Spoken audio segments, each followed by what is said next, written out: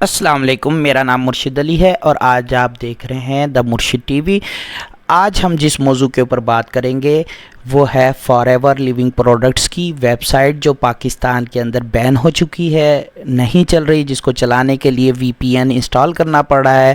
آخر کیا وجوہات ہیں اس کے پیچھے اور اس طریقے سے کیوں ہوا، آخر اس ویب سائٹ کو کس نے بند کیا ہے اور کیا اس کے پیچھے مقاصد ہیں، ان تمام چیزوں کو آج ہم ڈیٹیلز کے اندر شیئر کریں گے اس ویڈیو کے اندر۔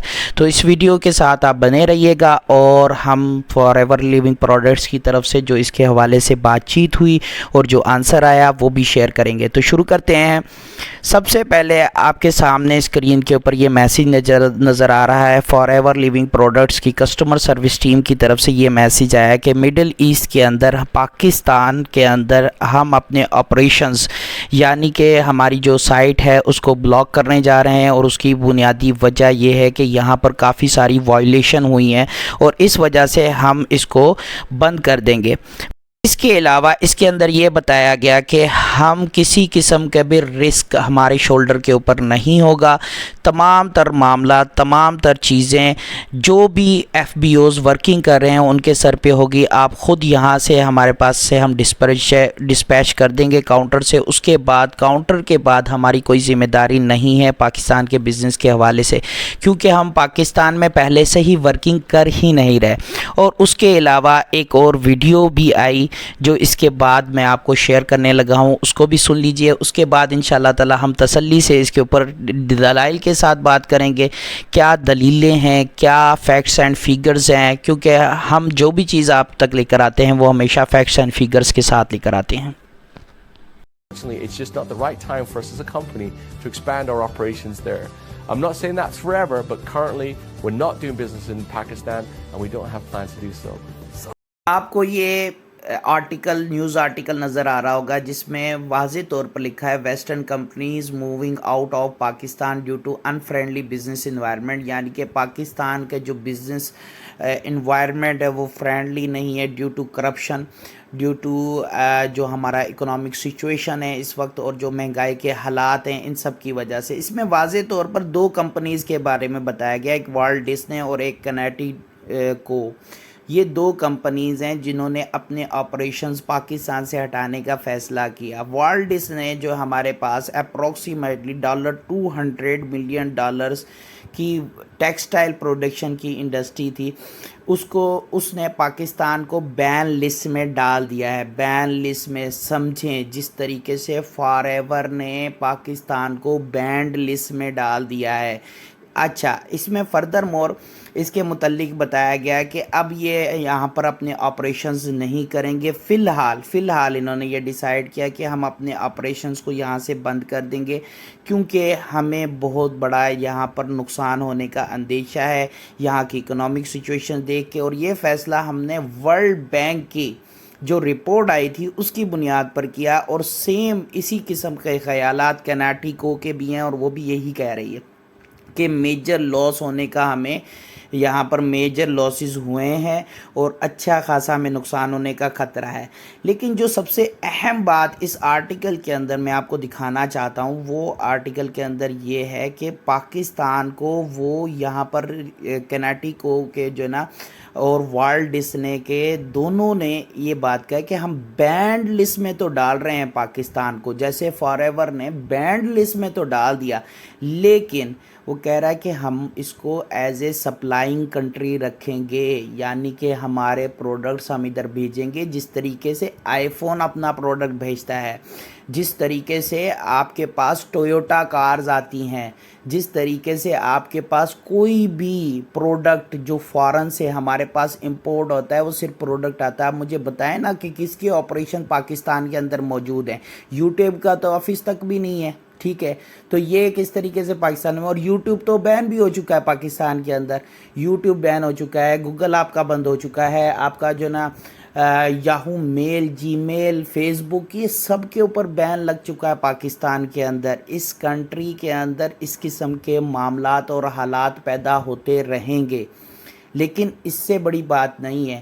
یہ کوئی ایک بڑی بات نہیں ہے. اصل وجہ یہ ہے کہ پاکستان کے اندر ان کنٹریز کے ان کمپنیز کی جو ملٹی نیشنل کمپنی ہے وہ کسی ملک کے قانون پہ نہیں چلتی. ان کے اپنے لاز ہوتے ہیں.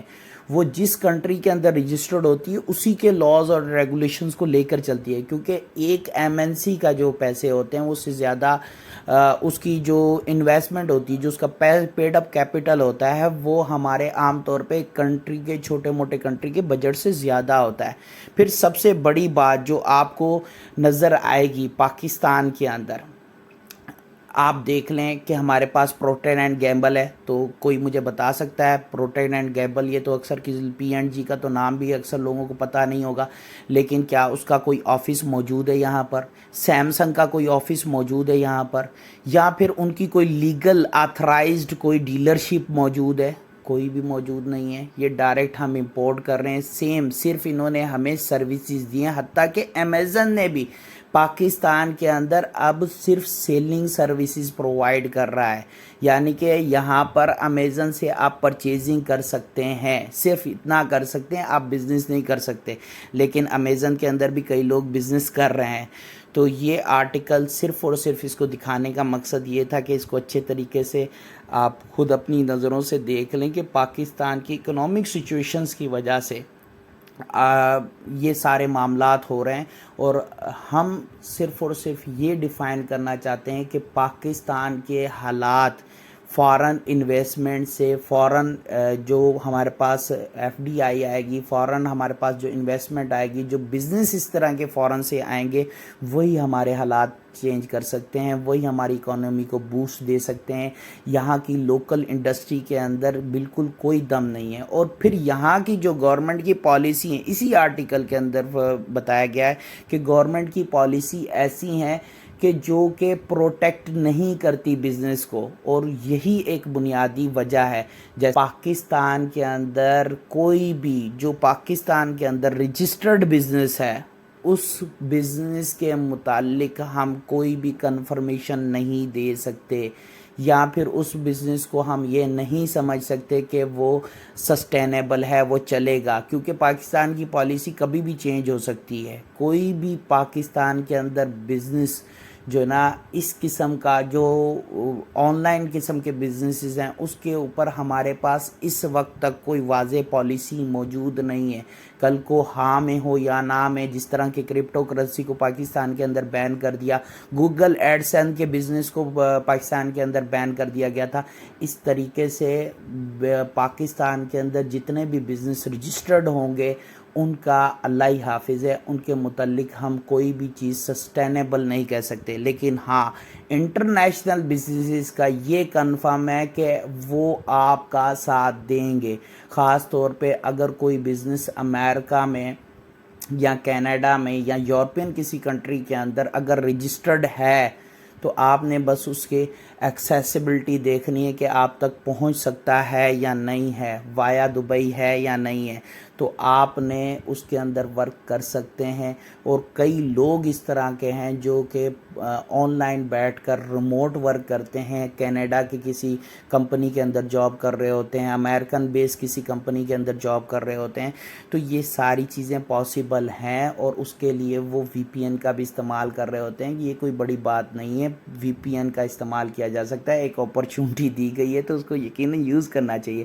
امید کرتا ہوں کہ آج کی اس ویڈیو میں آپ کو بہت ساری چیزیں سیکھنے کو ملی ہوں گی, اور آپ لوگوں نے انڈرسٹینڈ کیا ہوگا کہ بزنس کس طریقے کا ہے, کیا معاملات ہیں, اور کیا اس کی وجوہات تھیں کہ فار ایور کی آئی ڈی پاکستان کے اندر بین ہو گئی, اور اس وقت ہم جو ہے نا وی پی این کے تھرو اس کو آن کر رہے ہیں. تو کیا وجوہات ہیں اور کیوں انہوں نے ایسا ڈیسیجن لیا, اور ان تمام معاملات کے اندر کیا وجہ تھی. ٹھیک ہے, یہ مکمل طور پر ڈیفائن کی گئی. امید کرتا ہوں کہ اب آپ میں سے کسی شخص کے پاس بھی یہ کوشچن نہیں رہے گا, کیونکہ میں نے ڈیٹیلز کے ساتھ مکمل تحقیق کے ساتھ آپ کو یہ ساری چیزیں بیان کر دی ہیں.